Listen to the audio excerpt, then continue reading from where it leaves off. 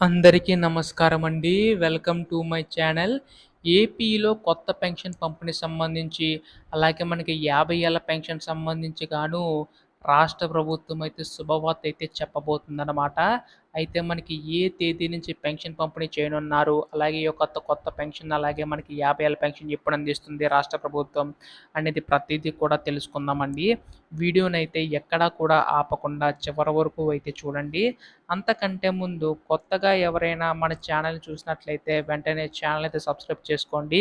దీని ద్వారా నేను పెట్టే ప్రతి చిన్న లేటెస్ట్ అప్డేట్ కూడా మీరు ఎప్పటికప్పుడు మిస్ కాకుండా తెలుసుకోగలుగుతారు. అలాగే వీడియోకి అయితే లైక్ చేయండి. మరి కొంతమందికి సమాచారం అనేది తెలుస్తది. ఇంకా ఆలస్యం చేయకుండా వీడియోలోకి అయితే వెళ్ళిపోదాం. సో, ప్రస్తుతం మనకి ఇక్కడ చూసుకున్నట్లయితే ఏపీ రాష్ట్ర ప్రభుత్వం మనకి ఈ యొక్క పెన్షన్ సంబంధించి గాను కీలక విషయాలు వెల్లడించే అవకాశం ఉందన్నమాట.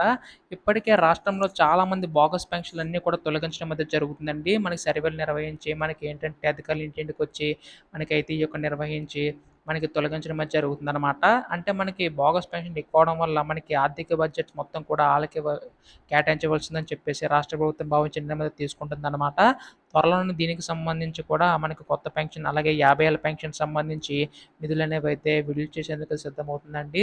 అయితే ప్రస్తుతం 50 ఏళ్ల పెన్షన్ సంబంధించి గాని చూసుకున్నట్లయితే ఎస్సీ, ఎస్టీ, మైనారిటీ వాళ్ళందరికీ కూడా మనకి ఈ యొక్క పెన్షన్ అయితే రానుందన్నమాట.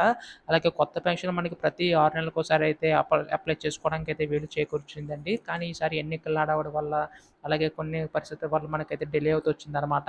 సో, ఎట్టకేలకు రాష్ట్ర ప్రభుత్వం యొక్క కొత్త పెన్షన్ అప్లై చేసుకోవడానికి అయితే వీలు చేకూరుతుందన్నమాట.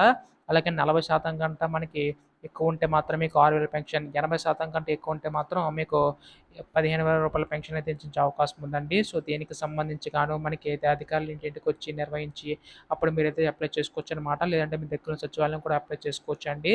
సో, దీనికి సంబంధించి డేట్ ఎలా అప్లై చేసుకోవాలి ప్రతీదీ కూడా మనకి త్వరలో మనకేంటంటే అప్డేట్ ఇచ్చే అవకాశం ఉందన్నమాట రాష్ట్ర ప్రభుత్వం.